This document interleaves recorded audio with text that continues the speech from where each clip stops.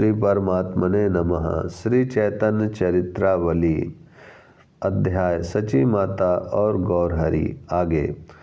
तुम वीर जननी हो, विश्वरूप जैसे महापुरुष की माता होने का सौभाग्य तुम्हें प्राप्त हुआ है। तुम्हें इस प्रकार का विलाप शोभा नहीं देता।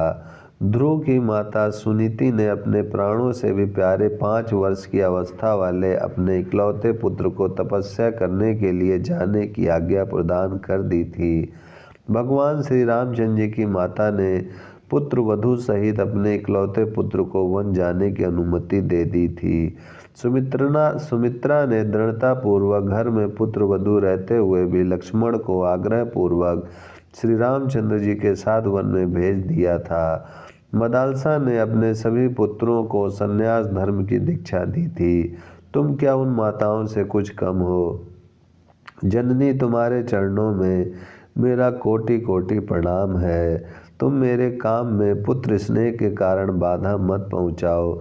मुझे प्रसन्नता पूर्वक संन्यास ग्रहण करने की अनुमति दो और ऐसा आशीर्वाद दो कि मैं अपने इस व्रत को भली भांति निभा सकूं।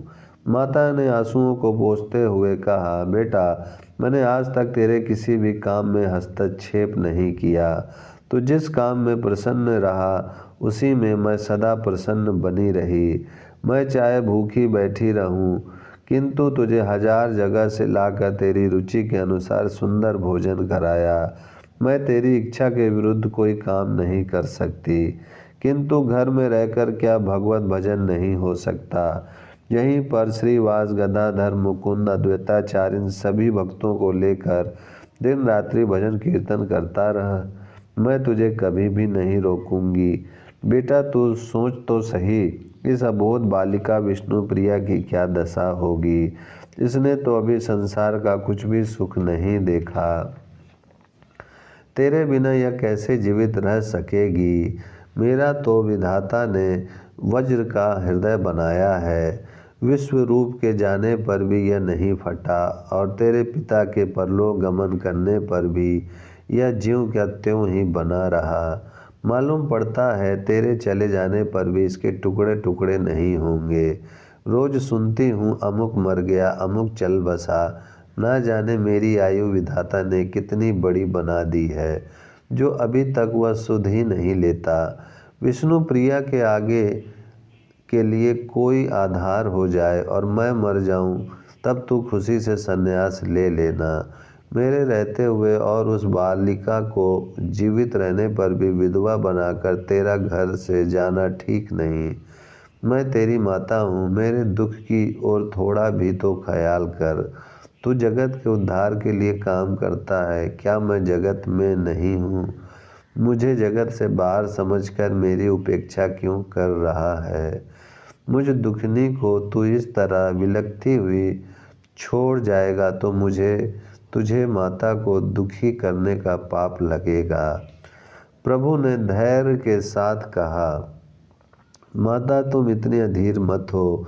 भाग्य को मिटने की सामर्थ्य मुझ में नहीं है। विधाता ने मेरा तुम्हारा संयोग इतने ही दिन का लिखा था। अब आगे लाख प्रयत्न करने पर भी मैं नहीं रह सकता। भगवान वासुदेव सबकी रक्षा करते हैं। उनका नाम विश्वम्भर है। जगत के भरण पोषण का भार उन्हीं पर है। तुम हृदय से इस अज्ञान जन मोह को निकाल डालो और मुझे प्रेम पूर्वक हृदय से यति धर्म ग्रहण करने की अनुमति प्रदान करो। रोते रोते माता ने कहा, बेटा, मैं बालकपन से ही तेरे स्वभाव को जानती हूँ। तू जिस बात को ठीक समझता है उसे ही करता है, फिर चाहे उसके विरुद्ध साक्षात ब्रह्मा भी आकर तुझे समझावें तो भी तू उसे विचलित नहीं होता। अच्छी बात है, जिसमें तुझे प्रसन्नता हो वही कर। तेरी प्रसन्नता में ही मुझे प्रसन्नता है। कहीं भी रह सुखपूर्वक रह, चाहे गृहस्थी बनकर रह या यति बनकर। मैं तो तुझे कभी भुला ही नहीं सकती। भगवान तेरा कल्याण करें, किंतु तुझे जाना हो तो मुझसे बिना ही कहे मत जाना। मुझे पहले से सूचना दे देना। महाप्रभु ने इस प्रकार माता से अनुमति लेकर उसकी चरण वंदना की और उसे आश्वासन देते हुए कहने लगे, माता, तुमसे मैं ऐसी ही आशा करता था। तुमने योग्य माता के अनुकूल ही बर्ताव किया है। मैं इस बात का तुम्हें विश्वास दिलाता हूँ कि तुमसे बिना कहे नहीं जाऊँगा। जिस दिन जाना होगा उससे पहले ही तुम्हें सूचित कर दूँगा। इस प्रकार प्रभु ने माता को तो समझा बुझाकर उससे आज्ञा ले ली। विष्णु प्रिया को समझाना थोड़ा कठिन था।